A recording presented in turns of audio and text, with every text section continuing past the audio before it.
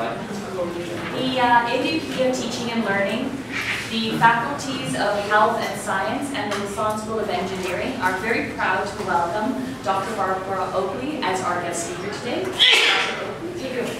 Okay. So I have so much to share with you.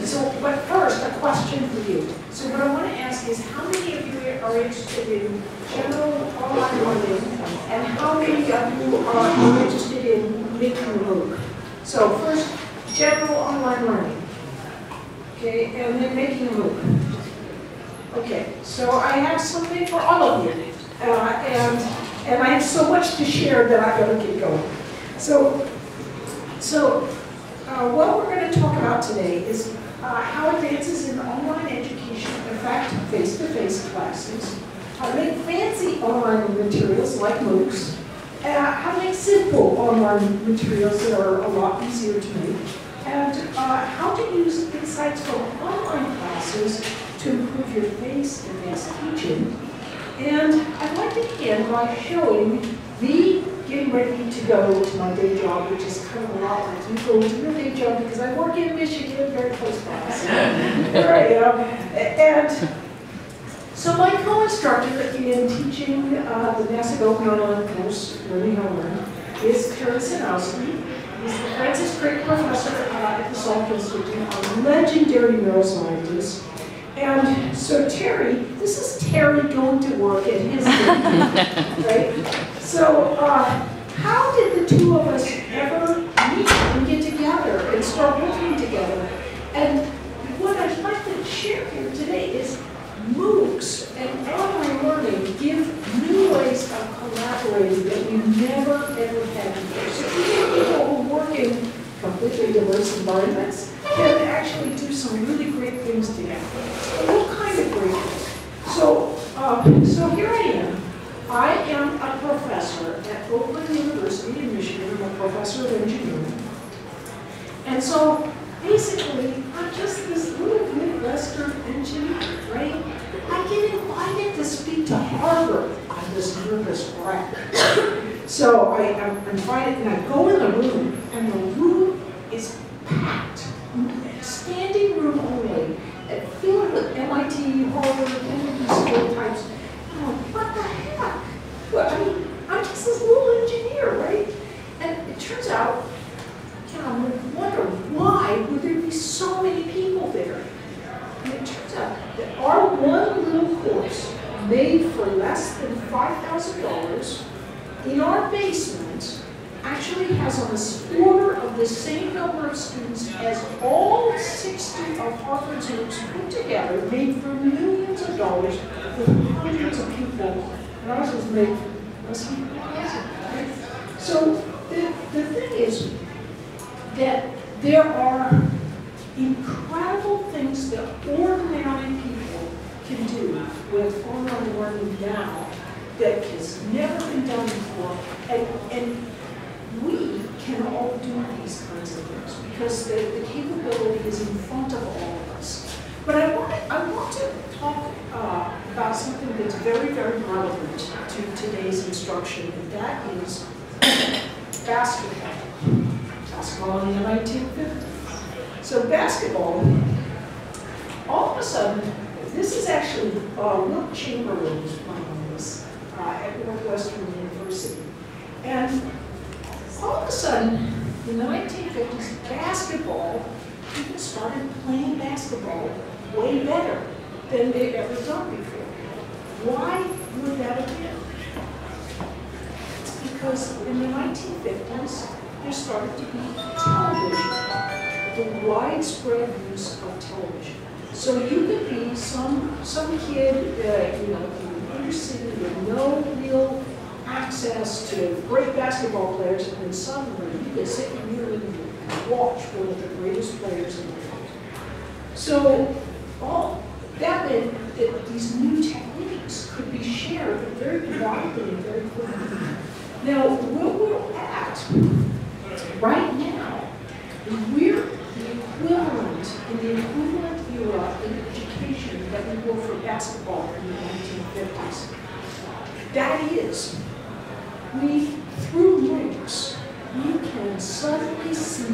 the best teaching around, and we can use that to up our game. And more than that, the online world, you should know, is highly competitive. It is a mixture of academia, and academia in Silicon Valley, and it all gets combined with a little bit of Hollywood. And there is some fantastic stuff out there, and you can use it to up your own game.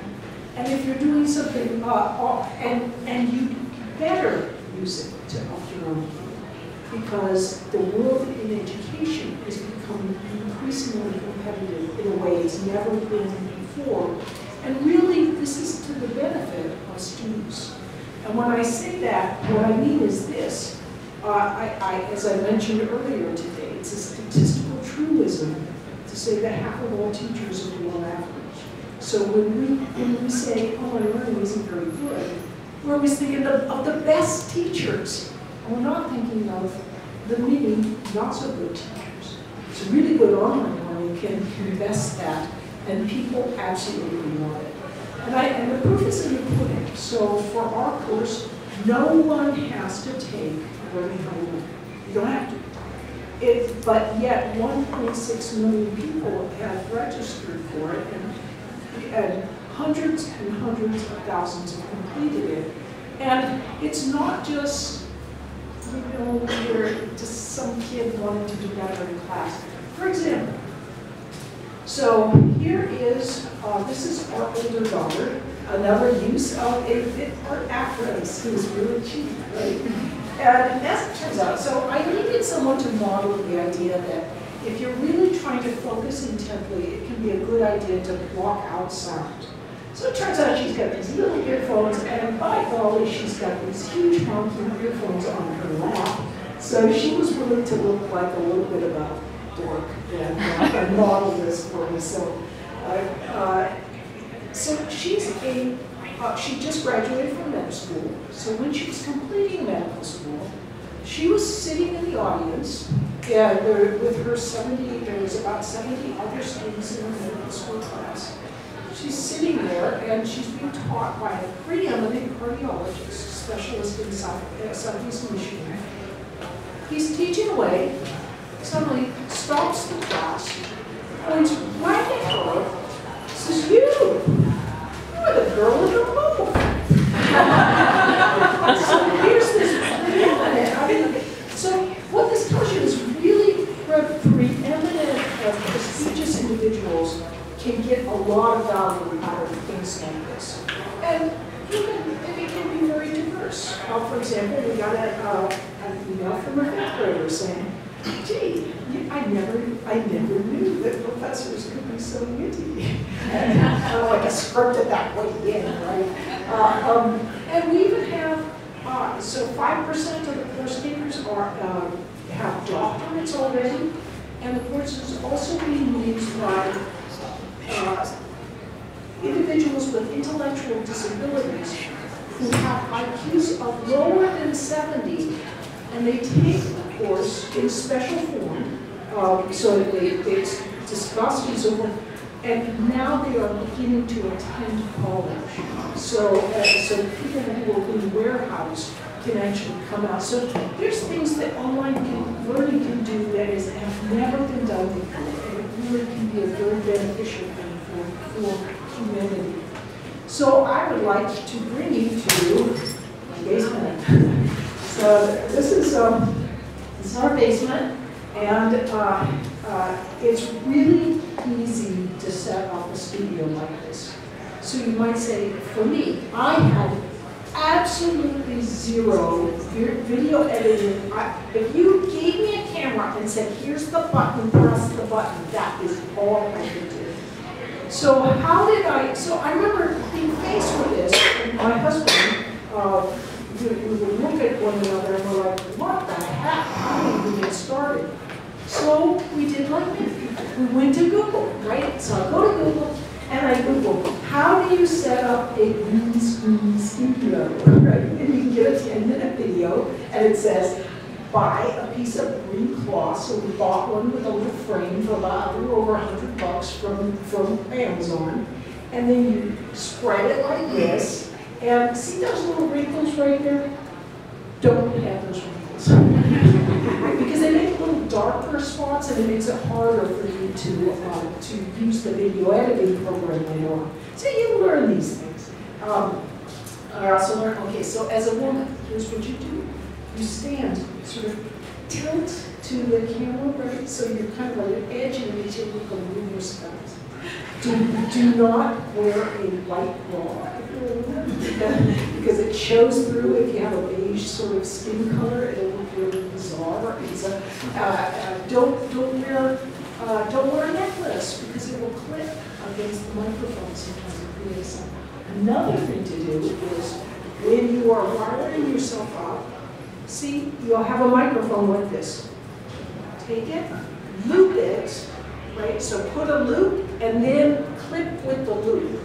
So clipping it with the loop, what that does is, if you have it straight, it will rub against the clothing, and the mechanical vibration will transmit up to the microphone, and then you'll get this sort of weird rustling noise, and you keep your rhythm, and you're like, what the heck, where'd that come from? But if you put that little mechanical relief of the loop, it will really help a lot. So these are little tricks. So I'm telling you, like, pretty much the tricks that you will avoid is to help keep you out of trouble if you're ever doing filming like this. So you have three lights. Often with green screen, as we eventually learned, you want to have 4 lights. There's a little extra light. What you want to do is have it motion set on very high motion, because when you move your hand, what happens is if it's set so that it's not, like you want a setting of about 80, and if it's set too low, when you move your hand, it'll get this blurry green thing. So you want high motion, and to get high motion, you want a little more lighting. And so that's your little background technical stuff there. You can see also here is the teleprompter. So teleprompter, there are several different, there's 2 different schools of thought. If you look, many will tell professors the way to film a movie or anything you want to do online is you put up your bullet points and then talk to that. I think that is a very, for me personally, that's a really bad approach. Because I tend to sit there and go, what are we going to say there again? And I'm umming and awing. And actually, a lot of people are umming and awing a lot more than they ever think. Especially when you're looking at this lens and you're not used to being in front of a lens. It can be intimidating the first few times you're doing it. Or for me, the first few weeks I was doing it. So I scripted very carefully. And a script, the value of doing a script is this. So if you script your entire course, it makes it really, you know exactly what you need. You know what images to put in. You can put into your script things like point to the left, right? Or point to the right. Sometimes I just say point because I get confused. Do I want my left or there? Because I'm nervous in front of the camera. But also, you give yourself a little time in front of the camera if you do get nervous, because you'll get used to it. And sometimes the best thing to do is to start filming in the middle of the course and then go back to the beginning, because then they'll start looking more casual for the beginning of the course, because people are going to judge you by your first few minutes of screen time. And so if you are relaxed and casual and friendly, they're going to judge the course as being more relaxed and friendly. So at any rate, so the approach I took was an in-screen approach. Some people will do just face in the camera, the talking head. Talking head is to be avoided, in my opinion, but for this reason. When you just gesticulate, and you're saying heat flows from here, or whatever you're talking about, people, their motor neurons fire when they see you doing something. So they're actually in their brains, they're mimicking the motions you're making, and it can help them to understand better. So the more you can see hands, the easier things are for people to sort of understand as you're gesticulating and trying to convey the ideas. But more than that, a mistake that some people make is, so you might show, even if you show a body, you show a half body. Well, there are really images. See how I just drape this down and kind of simulated an infinite horizon here by just draping over. And I can stand in front of a camera. I can be filmed, so I'm standing full body, and then I can be standing half body. This is really important to do because to have, from an evolutionary perspective, if something suddenly moves closer to you, it will kill you. So whether you like it or not, attentional mechanisms are activated when you see something appearing to move closer to you. If you are able to film something when you're standing, and then suddenly you're half body, it has the appearance of looming more closely, and that grabs attention. And also, I like green screen because motion is really important. I mean, why do we wave our hands in restaurants in order to attract someone's attention? It's motion that captures the attention, not just the visual part.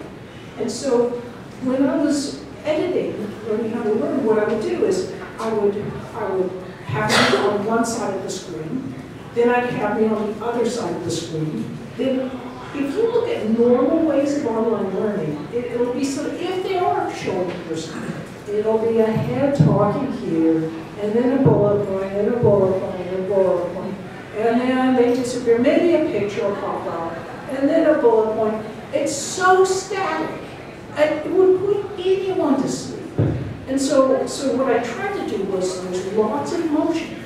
So my head, or I'm here, then I'm over here. Then, oh my goodness, I've just popped up to the top of the picture and pointing down to it. Unexpected things really grab people's attention, and that's an important thing to incorporate in online learning. So when people don't like online learning, it's because they're experiencing really bad online learning. But if you do it right, people absolutely love it. So here, anyway, so I'm going to show what green screen actually does. So this is me standing in front of the green screen, and I'm like the weatherboard. I can't actually see anything. I'm imagining what I'm going to do later on. And so I'm pontificating in front of the green screen, I'm kind of waiting. And later in the editing program, you go in, and you crop it, and then you can insert whatever background you like. So, for example, I can insert a PowerPoint slide. I can in fact, I can do a screen capture of all the changing things that I have going on in a PowerPoint slide, and I can have them occur beside me.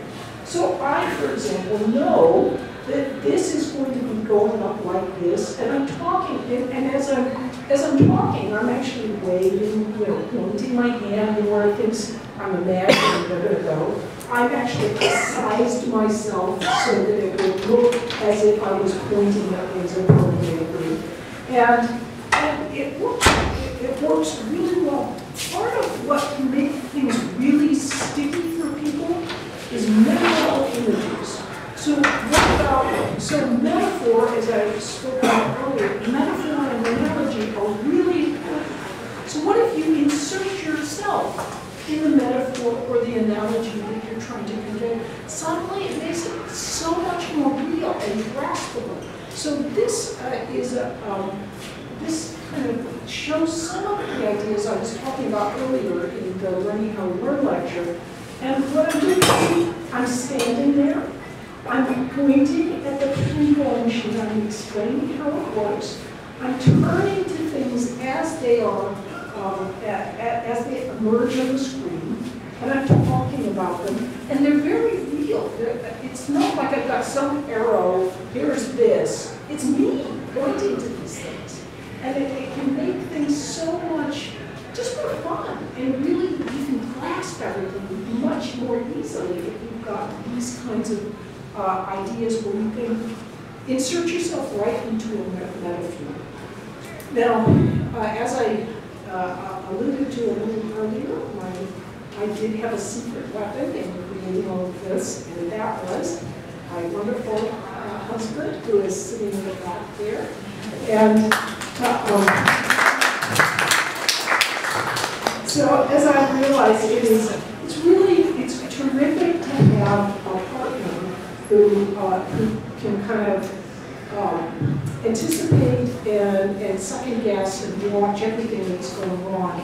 And for him, he was the main sort of the director behind the scenes, and particularly when I have my little ego moments, because I get kind of nervous and I flub a line a couple of times, and then I get like, oh, I can't do this anymore. And he's like, come on, get your backside over here. We want to go have lunch, you know, so let's get this done. But having a trusted other who you work with can really make everything like magic. So for us, at the time we had a very simple camera. Nowadays, the 4K cameras are getting to be pretty good. I mean, they're pretty inexpensive, relatively speaking. So what we had to do was, when I was shooting half body, so we'd move the camera up closer and take the images of a half body. Then I'd refilm shooting, we move the camera back, and then I'd shoot full body. And the reason we did that is, if we shot only full body, if we tried to close it up on that, it would end up being kind of pixelated because we didn't have a good enough camera. Nowadays, we should be able to shoot it one time, and that should kind of do the trick. So there's the admit that at that time I used some Vegas Pro, but really the industry standard that everyone really is moving into is Adobe Premiere Pro as a video editing mechanism. Now, because I did all the editing myself, it was some help from my husband, it gave me a real appreciation for the importance of video editing. Video editors are super creative, super important, and unfortunately, what we often do now is we sit there and think, you know, let's just film our talking head in front of, and we'll give it to them, and that's that. Instead of what should be happening is, even when you're writing the scripts, you want to be developing particular illustrations that are appropriate for what you're teaching, and you work with the video editor, because we make several mistakes. We either think, hey, it's really important to have pictures, so I'll get some clip art, or we think, I wrote the book about this, so I can use my textbook illustration. And one is super simplistic and not really relevant a lot of times to what you're actually teaching. The other is so complex oftentimes, because that's what books, it's okay to have a really complex diagram in a book. But when you're presenting material to people online, you need to consider cognitive load. In other words, you don't want to give them too much stuff at once. So often you want to give a part of a picture, then a bigger part of the picture, then a bigger part of the picture, and maybe you're pointing during that time. And so if you are very careful about getting appropriate visuals and working with your video editor, that will make for a far, far better. Unfortunately, what we often do now is video editors were like, yeah, here you go. You've got 10 hours of video, and you've got 40 hours to get it video edited. And that does not make for a great product. The more you can invest personal intention with whether you're working with, the better off you'll be.